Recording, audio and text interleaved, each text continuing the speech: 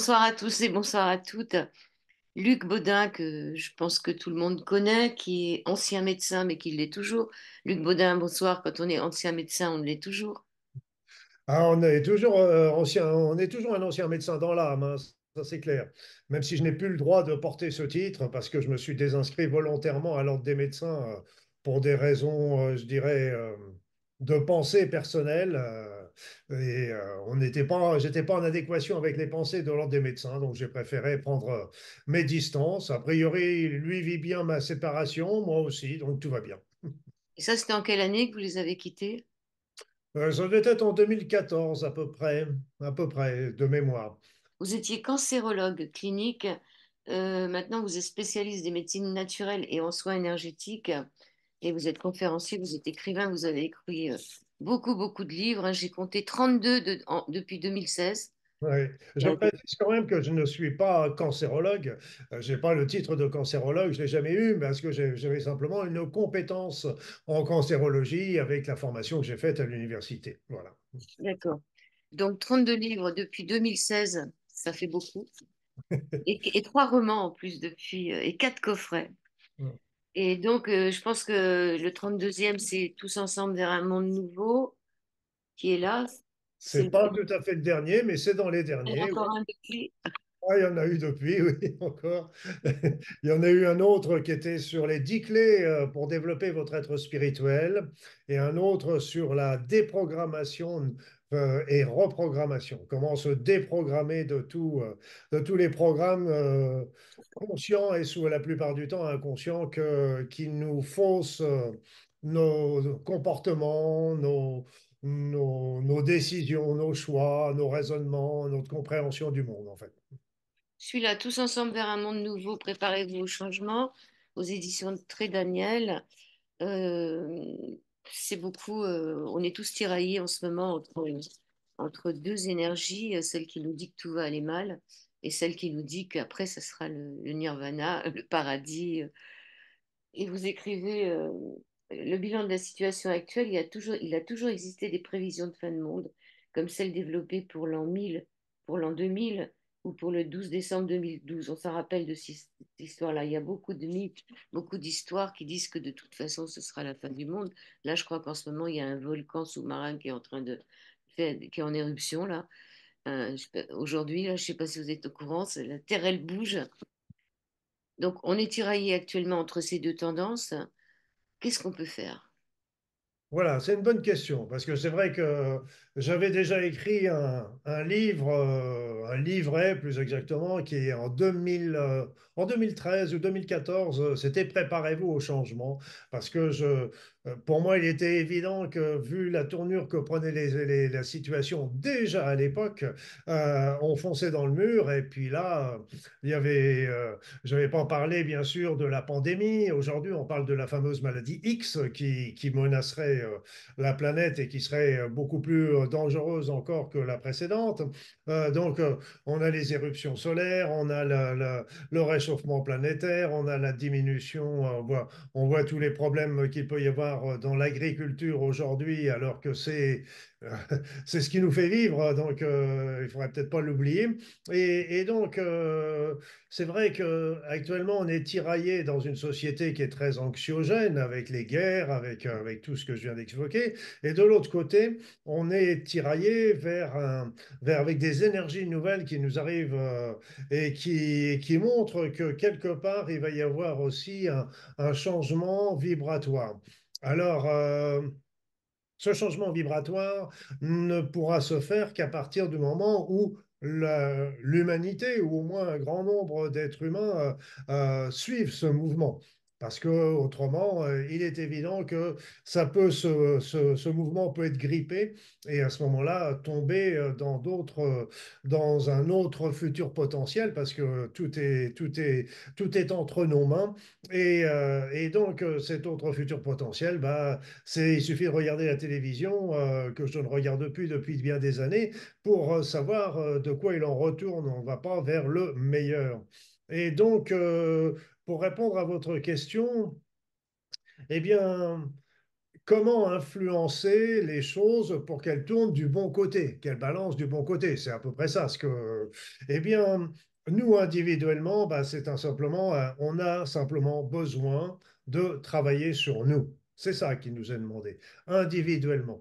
Et donc, d'élever notre vibration, de travailler sur une évolution personnelle, spirituelle, et j'insiste bien que c'est personnel, individuel, et pour ainsi suivre notre chemin de vie. C'est tout simplement, c'est ce que nous demande la vie, c'est ce que nous demande notre chemin de vie, c'est rien d'autre. Et, et donc, si nous, nous le faisons, eh bien, comme nous sommes tous reliés, tous liés, et ça, il faut bien le comprendre parce que dans l'univers, même regarder un atome, il y a des particules qui forment le noyau, qui forment les électrons autour de l'atome, et c'est plein de vide autrement. Il y a plein de vide, et tout comme le système solaire est composé d'un soleil et de quelques planètes, et qui sont pleines de vide. Alors ce vide n'est pas vide. Ce vide n'est pas vide, c'est un vide qui est plein d'énergie, d'énergie informée, où se trouvent d'ailleurs tous les potentiels, où on est nourri par une force supérieure qui nous fait vivre d'ailleurs, qui nous permet d'avancer. Mais ça veut dire que nous sommes tous reliés dans ce champ d'énergie informée. Et ce qui se passe chez l'un se transmet chez les autres, proches bien sûr, et plus lointains. Donc ce qui nous est demandé, c'est tout simplement de travailler sur nous, et ce bénéfice va être double.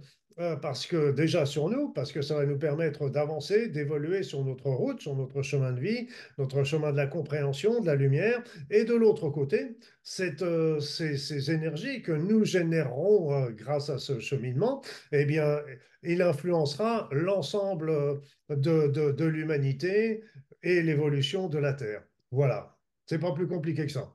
Vous avez parlé de la maladie X. C'est un Oui. problème. Planète X aussi qui risque de nous tomber dessus.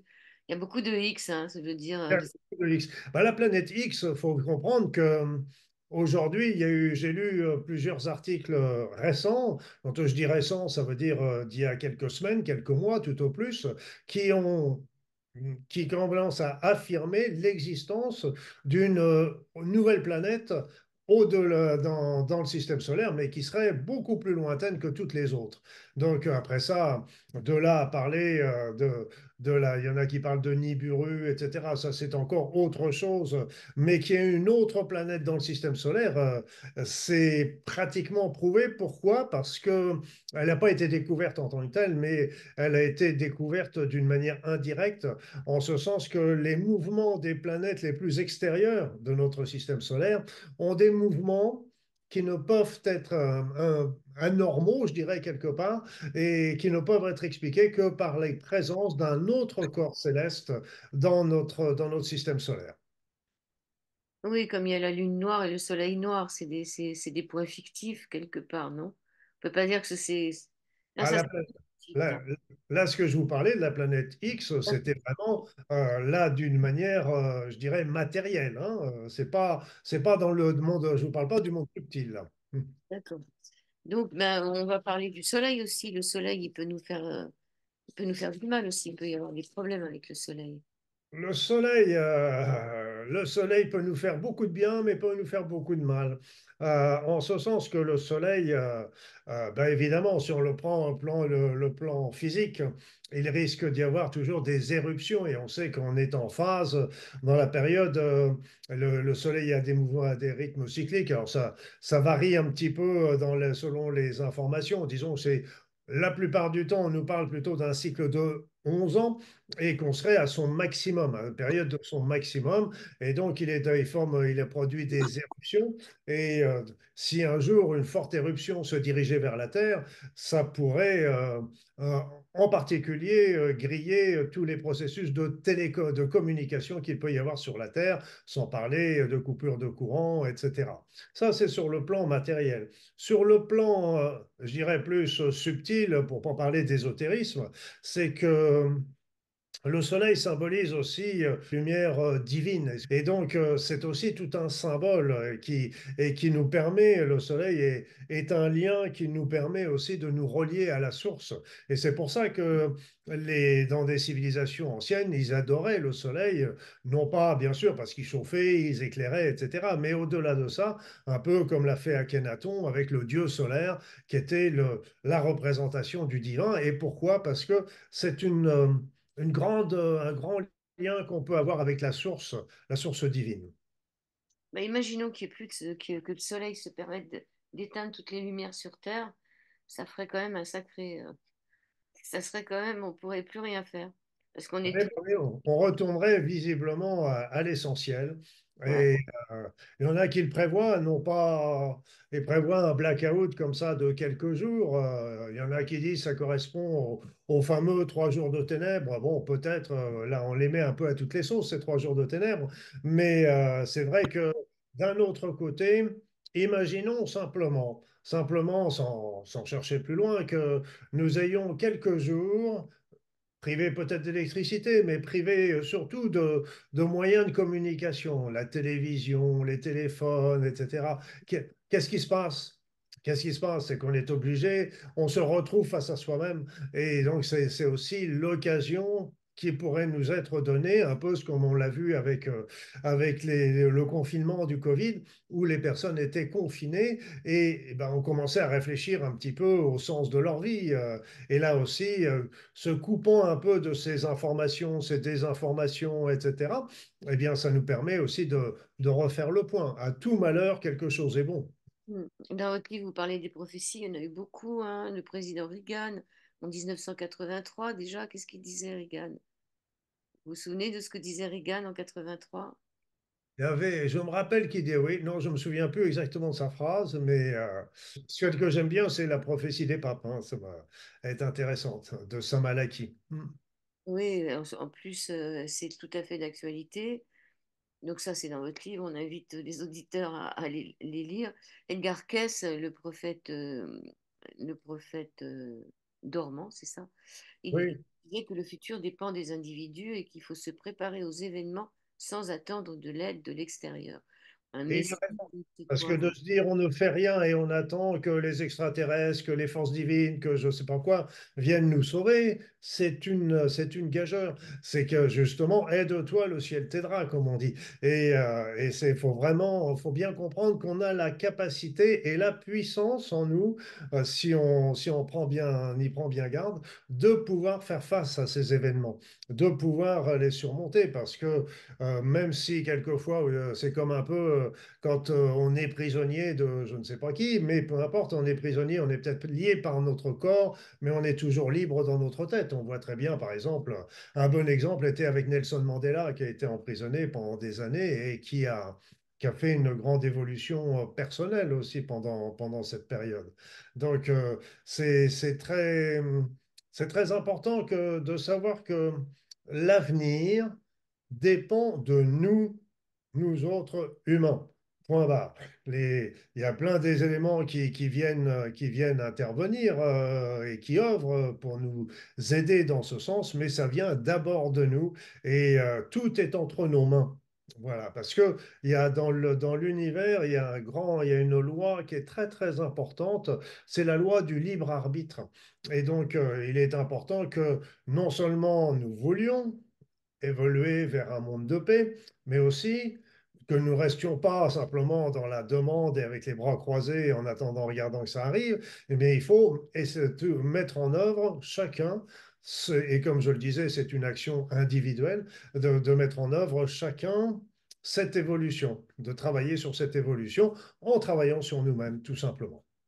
Faites un peu l'inventaire de toutes les prophéties. Les Indiens Hopi qui pensaient que les étoiles viendront ensemble en une seule rangée, c'est-à-dire un peu comme les Gaulois qui pensaient que le ciel allait leur tomber sur la tête. Oui, mais ça, c'est un peu comme les Gaulois, oui, mais ça fait sourire quand on raconte ça comme ça, mais ce qu'il faut comprendre, c'est qu'est-ce qu'il voulait dire par là. Et c'était pas le ciel, les nuages, etc., qui leur tombaient sur la tête. C'était plutôt le destin, les forces invisibles. Faut regarder, faut lire les choses un petit peu comme on peut le faire avec les évangiles. Faut pas prendre les, les textes qui nous sont donnés au pied de la lettre. Il faut vraiment regarder plutôt leur sens symbolique qui est derrière et qui est très très fort et très puissant et très rassurant également. Saint Jean de Jérusalem 1099, qu'on appelait aussi Jean de Vézelay, lorsque commencera l'an 1000 qui vient après l'an 1000, c'est-à-dire l'an 2000. Tout ça, c'est des prédictions. Et puis, Peter Deneuve, c'est ça, l'ascension, c'est lui qui a mis ce mot d'ascensionner. Hmm. C'est pas tout à fait lui, mais il y a participé. Peter Donov, il faut se rappeler que était était là aussi un grand médium et Einstein disait à propos de lui, enfin il disait euh, tout le monde s'agenouille devant moi, Einstein, et moi je m'agenouille devant Peter Donov. Donc c'est pour situer à peu près l'intérêt de la personne. Mais ceux qui ont été le plus éclairants à mon sens, c'était la prophétie des Indiens Hopi qui expliquait que, et pour moi c'est tout à fait en adéquation avec ce que l'on vit, c'est que l'univers, depuis le début de son existence, a évolué vers la vie. Et là, on voit que la vie est arrivée beaucoup plus vite qu'on ne le pensait auparavant, avec sous d'autres formes, mais peu importe. Et puis vers de plus en plus de conscience, et encore, et là, il serait en train de monter une nouvelle étape de son ascension. Et donc, c'est là qu'expliquent les énergies qui nous arrivent sur la Terre et qui nous proposent, si nous travaillons sur nous-mêmes, de bénéficier d'elles pour aller plus vite dans cette évolution.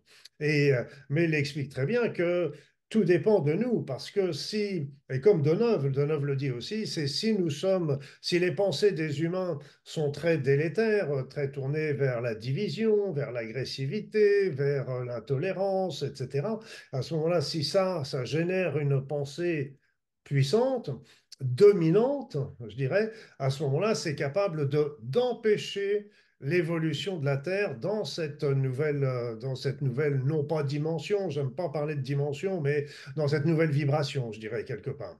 Une vibration qui est plus légère, qui serait moins, où il y aurait moins de matérialité, moins, j'ai pas dit pas, moins de matérialité, plus d'énergie, plus de puissance de la pensée. On serait en train d'avancer un petit peu parce que la matérialité nous freine on sait que la pensée crée dans la matière, mais elle met du temps à se créer. Mais quand on est dans l'énergie, ça se crée immédiatement, ça se fait immédiatement. On répète quand même l'Apocalypse de Saint Jean qui se fait en quatre temps. Premier cavalier de l'Apocalypse, épidémie et restriction. Bizarre. Deuxième cavalier, guerre. Troisième, famine. Quatrième, destruction.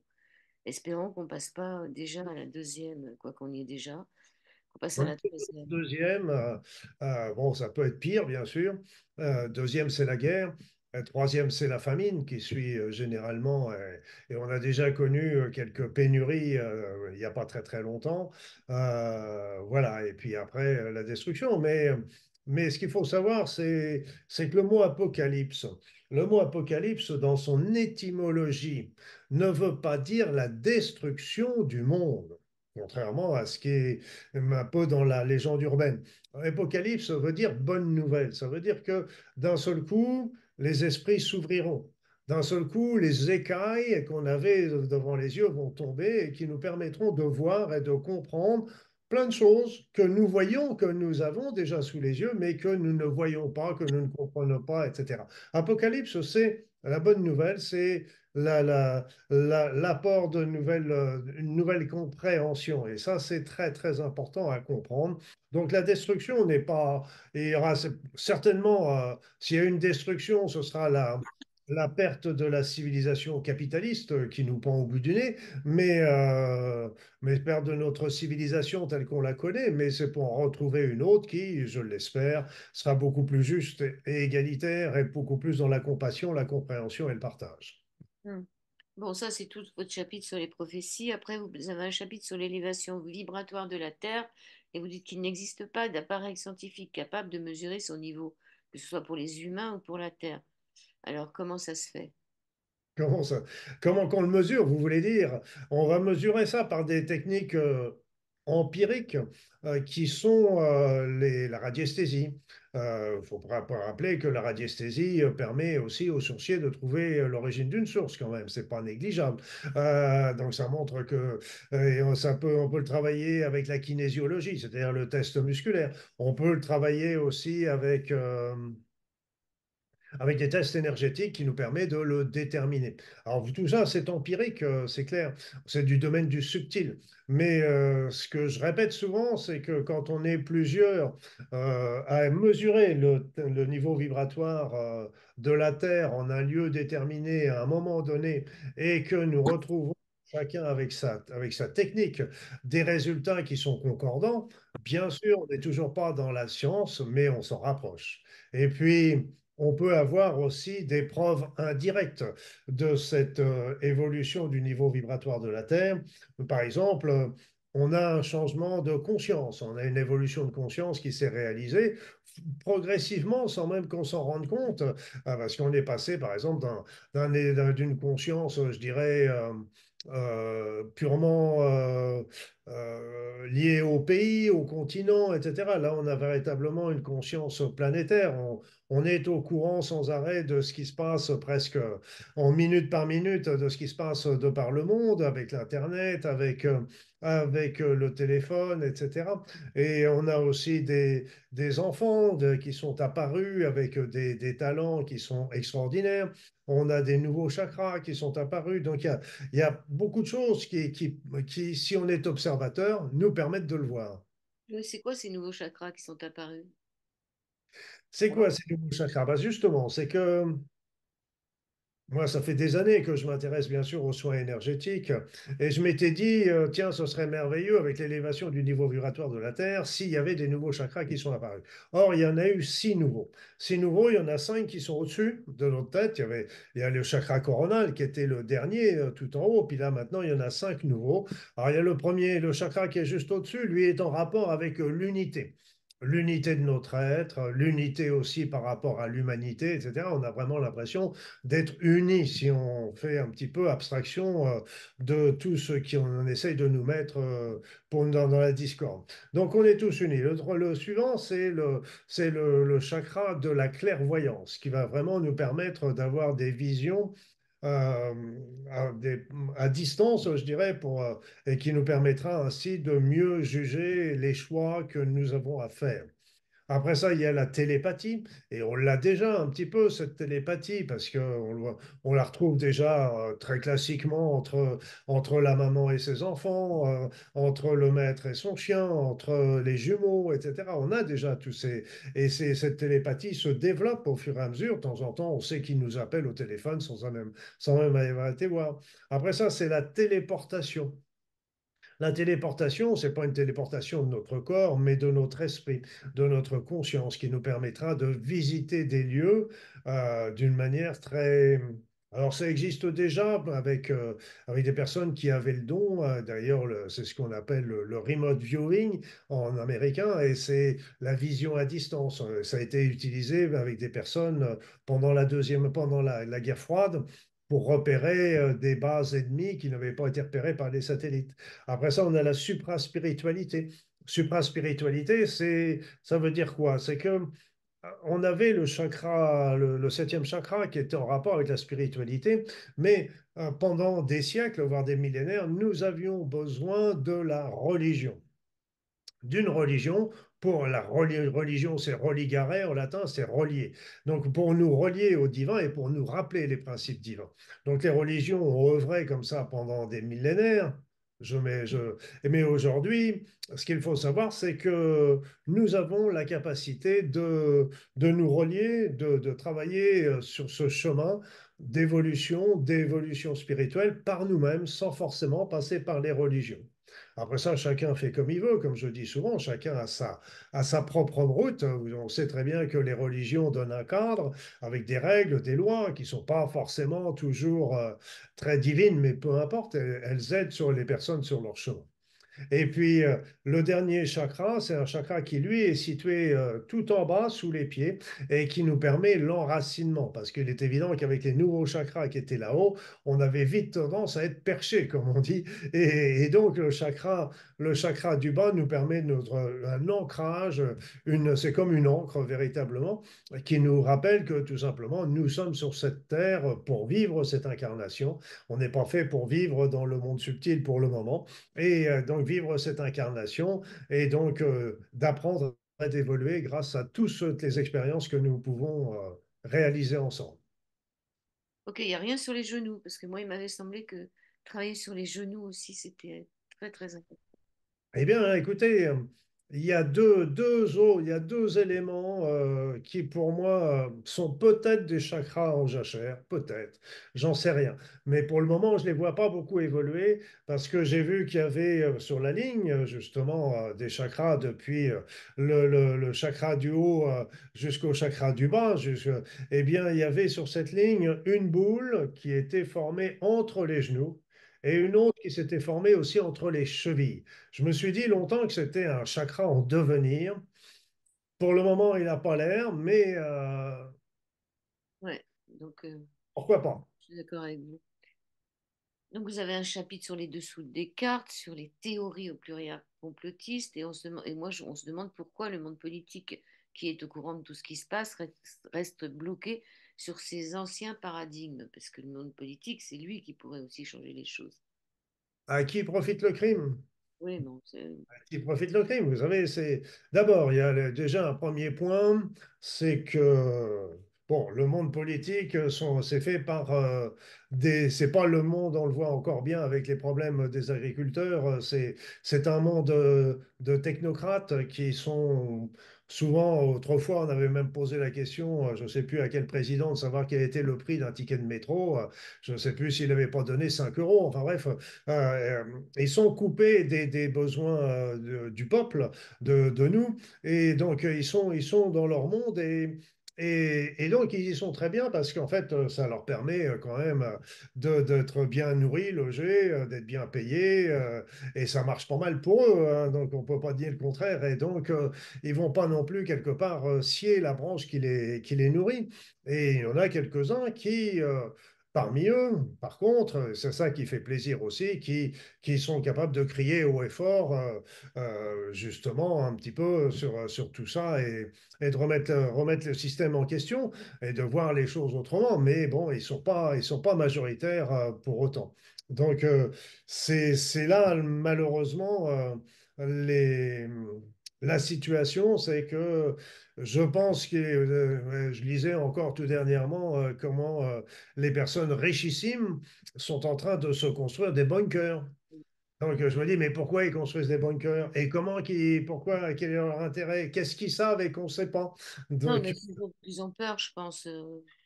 Je pense pas qu'ils en savent beaucoup plus que nous. Je pense qu'ils ont peur, surtout de perdre ce qu'ils ont. Ce qui n'est pas le cas, par exemple, des agriculteurs en ce moment qui sont prêts à tout perdre.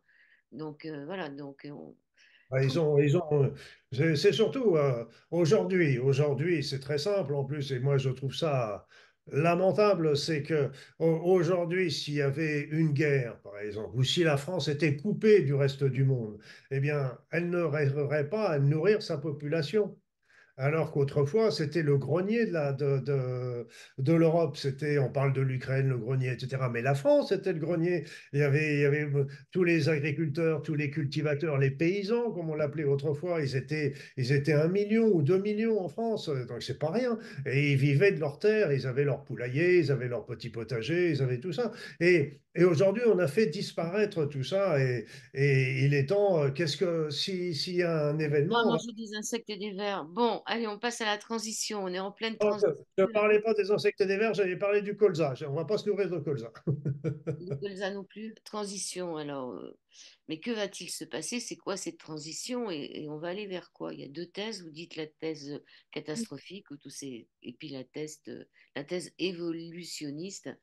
Il y a deux, on n'a que deux choix là. Enfin, Ah oui, parce que de toute façon, il est évident que dans notre société aujourd'hui, la société telle qu'elle est, on l'a très très bien vu avec le Covid, ça nous a été très très nettement montré. On a eu les lois, les décisions qui ont été faites, c'était, on a toujours le loi, la liberté d'un côté et puis la sécurité de l'autre. Et donc, évidemment, ils ont joué beaucoup sur cette notion sécuritaire en appuyant tout ce qu'ils nous ont imposé. Et c'est impressionnant, tout ce qu'on a pu subir pendant cette pandémie. Eh bien, tout ça, c'était au détriment de la liberté. Et le monde qui est en train de suivre, eh bien, à cause ce sera peut-être la maladie X, mais même sans parler d'elle, je ne suis pas très. Bon, j'y crois. J'espère, j'y crois pas trop on en parle un peu trop à l'avance pour que ce soit vrai, mais bon, je suis pas un devin mais même sans oublier ça, entre les guerres, que s'il y a un monde qui est en guerre, c'est évident que là, tout est surveillé et il n'y a plus de liberté, la liberté de parole est disparue. Et donc on peut s'orienter vers un monde comme ça où, à ce moment-là, comme je le disais tout à l'heure, évoluer, faire évoluer, parce que même si on prend le réchauffement planétaire, bon, on pourrait en parler beaucoup des causes et de ses origines. Bon, on ne va pas rentrer dans cette polémique-là, mais simplement ça, il est évident que ça ne pourra être réglé, ce phénomène-là, qu'à l'échelon planétaire et non pas, moi, quand je les vois en train de discuter, chacun tire de son côté quand il faut prendre des décisions globales pour l'avenir de l'humanité, je trouve que c'est aberrant. Alors, donc, il va falloir changer, mais comment s'adapter au changement? Comment s'adapter au changement? D'abord, la première chose, c'est de vouloir s'adapter au changement. Il y a beaucoup de personnes qui ne savent pas et puis les habitudes sont toujours rassurantes, hein, et donc il n'est pas évident de se dire bon, je fais ma propre opinion, je décide par moi-même et je prends pas comme argent béni tout ce qu'on peut me dire. Peut-être qu'ils ont raison, peut-être qu'ils ont tort, mais je fais ma propre opinion. Après ça, on va commencer par tout simplement, oui. Accepter, l'accepter, c'est ce que vous dites dans votre livre, parce qu'il y a plein de personnes qui ne l'acceptent pas. Moi-même, je n'ai pas du tout envie que ça change. J'ai pas, enfin, quelque part, j'ai pas du tout envie que tout change. Ouais. Oui, mais de toute façon, il faut bien comprendre que il y a, comme disait, je crois que c'était Bouddha qui disait, il n'y a qu'une seule constance dans l'univers, c'est l'inconstance. Donc obligatoirement, il suffit de faire un petit retour en arrière, de se dire comment était la vie il y a 10 ans en France, comment était la vie il y a 20 ans, comment était la vie il y a 40 ans, et puis on voit déjà que tout le chemin qu'on a parcouru, mais ce chemin qu'on a parcouru, il a été progressif. Et ce qu'il faut comprendre, c'est que moi, je suis jamais un extrémiste et je suis plutôt une personne qui travaille dans le consensus et je pense que on peut aller vers quelque chose de lumineux sans. Ce que je dis, ce que je conseille souvent, c'est qu'il suffit de laisser l'ancien monde en place et de créer à côté une autre manière de penser, de vivre, de se développer, une autre manière d'agriculture, travailler sur les pollutions, etc. Et si cette autre évolution, au fur et à mesure, l'ancien monde diminuera. Il va pas et non pas, boum, d'un seul coup et passer à autre chose. Ça se fera, à mon sens, progressivement. Et il n'est pas question de mettre les personnes dans la peur à cause de ce changement qui va vers le positif. Ça ne se fera pas en un jour non plus. Ça se fera progressivement et avec l'accord de tous.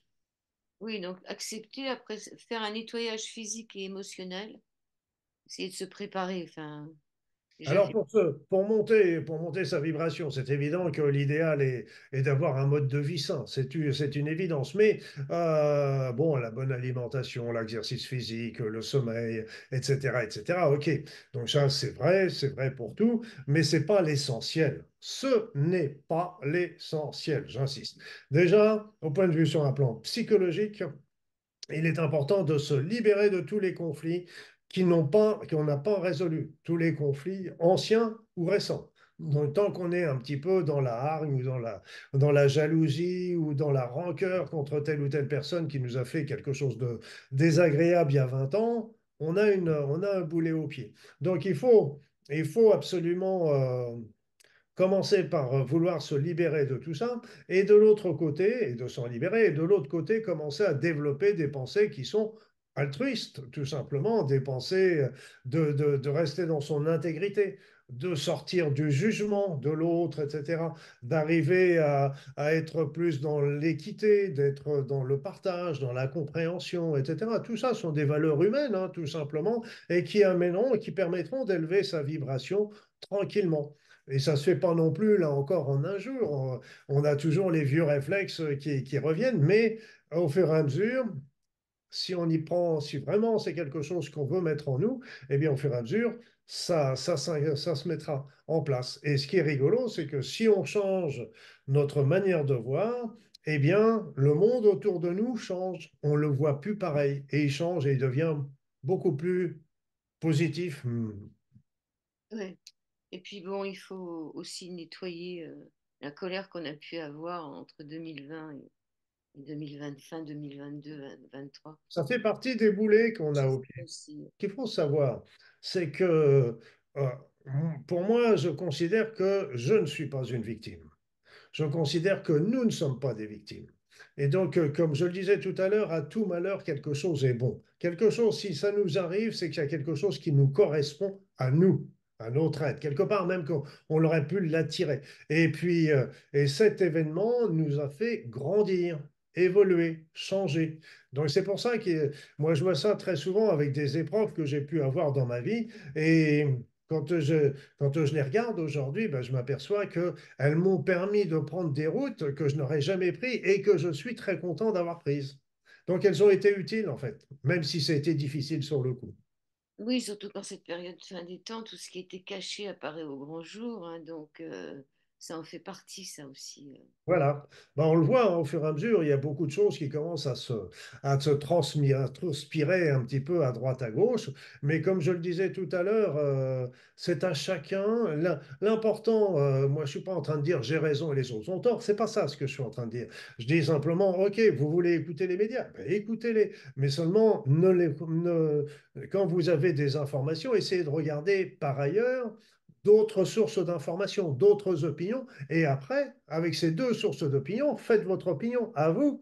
C'est ça qui est important. Après ça, que vous ayez une opinion différente de la mienne, c'est parfait. C'est comme ça qu'on peut discuter et qu'on peut justement échanger à partir du moment où on est respectueux l'un de l'autre.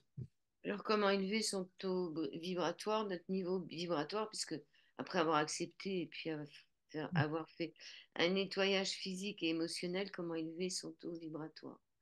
Ben justement, c'est tout ce que je viens de vous dire. Tout ce que je viens de vous dire, le mode de vie sain, la base, mais surtout la manière de penser est très très importante et à se poser les questions. Et là encore, c'est à chacun de déterminer qu'est-ce que je viens faire sur cette terre? Est-ce que c'est le hasard? Quel est le sens de ma vie? Quel est le sens de la vie? Est-ce qu'il y a un divin? Est-ce qu'il y a un quel est là? Qu'est-ce que la mort? Etc. C'est toutes ces questions qui, quand on se les pose, commencent l'éveil spirituel. Donc, on se pose des questions, et s'il y avait quelque chose d'autre, et ça va nous permettre de monter notre vibratoire. C'est tout c'est pas plus compliqué que ça. Et après, on peut aussi, il y a toutes ces énergies environnementales qui nous arrivent et qui nous aident à élever notre conscience, si nous le voulons. Et puis aussi, on peut les recevoir, les capter, les recevoir, ce qui peut qui nous aidera aussi à monter notre niveau vibratoire. Mais c'est surtout j'insiste sur la notion de changer notre manière de penser. Et donc, solutionner les vieux conflits et échanger notre manière de penser. Et puis après ça, simplement se poser les questions classiques de la vie. Qui suis-je? Où vais-je? Dans quelle étagère? Comme on dit. C'est des réponses personnelles, ça. Moi, j'ai les miennes, mais c'est pas intéressant. Les miennes ne sont pas intéressantes. C'est les vôtres qui sont intéressantes. Oui, il est écrit aussi ne pas attendre les opportunités pour réaliser son chemin de vie, mais débuter son chemin de vie pour découvrir les opportunités. C'est pas remettre à demain puis se dire qu'on n'est pas prêt, faut foncer, je pense, hein.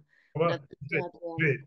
Il y a un petit exemple qui est tout simple. Là, c'est pas le chemin de vie, mais beaucoup de personnes sont par exemple en recherche de l'homme ou de la femme de leur vie. Parce qu'il y a beaucoup de personnes qui sont seules aujourd'hui et qui sont en recherche. Donc, ils font une demande à l'univers, au divin, etc., qui en quoi ils croient. Mais c'est bien. Mais là encore, il ne faut pas rester les bras croisés. C'est en attendant, parce que l'homme ou la femme de la vie, il y a peu de chances qu'elle vienne sonner à la porte de l'appartement.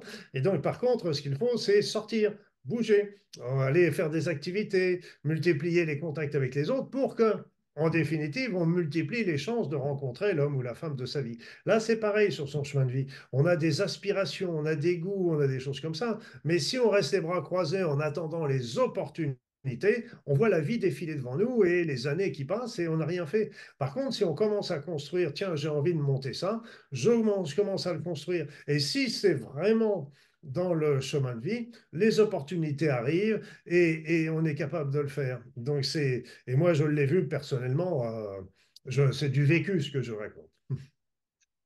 D'accord, donc vous avez des séminaires, des choses qui sont prévues là dans les mois qui arrivent, on est fin janvier. Oui, bah moi je ne fais plus actuellement, j'en ai fait pas mal encore l'année dernière et il y a 2 ans, puis auparavant, je fais plus de présentiel en fait. Je fais quelques conférences par-ci par-là, oui, mais je fais plus de présentiel pour faire des formations. Je donne, par contre, j'ai un certain nombre de formations en ligne qu'on peut facilement retrouver sur mon site internet. Ouais. Donc on vous retrouve sur Facebook, Instagram, sur votre site luc-baudin, je crois, .fr, quelque chose comme luc-baudin.fr ou luc-baudin.com, ça y va les deux. Mais c'est vrai que moi, mon idée, c'est pour ça que même pendant l'histoire du Covid et tout ça, je ne faisais pas partie des lanceurs d'alerte. Et c'est pas mon truc de montrer le feu. L'idée pour moi est plutôt de montrer les solutions, de montrer la porte de secours en fait, et de donner un maximum de solutions, parce que de dire, et c'est là aussi le livre qu'on a fait, c'est un livre qui certes au début peut faire peur, parce que quand on voit tout ce qui nous arrive actuellement, qui converge vers cette époque, ça peut faire peur, mais c'est aussi un grand livre d'espoir et c'est ça ce que j'essaye de faire. Déjà en 2012, c'était la fin du monde, donc on a quand même gagné 14 ans, hein. Oui, oh, bah, Bon, je disais toujours, à l'époque, on faisait des stages, et puis je leur disais, ici, le 12 décembre 2012, il ne se passera rien. Et tous les gens me disaient, bon, on va venir tous chez toi parce que... c'est comme le passage à l'an 2000 où tout devait s'arrêter. Ouais, ouais, ouais, ouais. Vous avez quelque chose pour terminer l'émission Bah, ce qu'il faut comprendre, c'est que avec les nouvelles énergies qui nous arrivent, euh, et bien, nous avons une chance extraordinaire de pouvoir avancer, évoluer sur notre chemin de vie. Ce qu'il faut comprendre, c'est que les événements qu'on traverse individuellement, parce qu'il y a beaucoup de personnes qui ont des difficultés aujourd'hui sur beaucoup de niveaux financiers et autres, et sur le plan collectif, ne sont pas là pour ça, bien sûr, ça peut nous freiner, mais sont là pour nous faire comprendre un certain nombre de choses et nous faire évoluer. Et donc, là encore, parce que comme on dit entre guillemets, l'ombre travaille aussi pour la lumière. Donc, soyez confiants, sachez que vous avez la force, et puis sachez que c'est une période extraordinaire pour vous-même, pour pouvoir évoluer, avancer sur votre chemin de vie, utiliser ce qui pourrait y avoir qui pourrait être présenté comme de l'ombre et qui peuvent être au contraire transformés, si vous le voulez, en lumière. Oui, vous aviez tout un chapitre sur la 5D, mais j'ai perdu la feuille où je l'avais noté, mais ça me revient de tête. Donc, comment se fait-il qu'on passe directement de la 3D à la 5D sans s'arrêter à la 4, 5D, 5G, enfin voilà. Oui, mais je dis bien, moi, pour moi, ça ne représente pas grand-chose, ces définitions de la 5D, etc. Bon, j'en parle parce que souvent, c'est quelque chose qui revient souvent et puis c'est peut-être c'est plus clair dans l'esprit des personnes. Mais en fait, il n'y a pas les dimensions 3D, 4D, 5D, etc. Ça me fait penser aux classes scolaires. Ah ben, on va passer de la sixième à la cinquième, de la cinquième à... Donc, c'est comme si on évoluait comme ça. Ce qu'il faut bien comprendre, c'est que tout est une question de vibration, de niveau vibratoire. Et même dans notre dimension, on va prendre comme ça, eh bien, on a aussi des vibrations, des niveaux vibratoires qui sont différents. Alors, quand on peut imaginer qu'il va y avoir un moment, un passage dans la cinquième dimension, mais en fait, c'est une dimension, c'est une séparation qui est très fictive. C'est un peu comme les méridiens ou les parallèles qui sont sur la Terre. Elles ne représentent rien, c'est fictif, mais ça n'empêche qu'on va passer l'équateur, on va passer le cercle polaire, on va passer le méridien de Greenwich. Donc tout ça, c'est simplement, il faut bien comprendre que tout est vibration et on monte, c'est un monte de niveau vibratoire. Et alors après, la 5D, la 6D. Bon, on va se préparer au changement et puis on va aller tous ensemble vers un monde nouveau avec Luc Baudin et avec tous les auditeurs. Merci beaucoup, Luc Baudin. Merci, merci à vous tous de m'avoir écouté. Tout On se simplement. retrouvera bientôt pour votre livre sur les soins énergétiques pour les animaux, parce que les animaux comptent pas mal aussi sur cette planète. Eh ben oui, ils montent aussi, ils ascensionnent aussi. Ouais, ouais, ouais, c'est sûr. Merci beaucoup, Luc Baudin. Merci. Allez, belle journée à À vous. bientôt.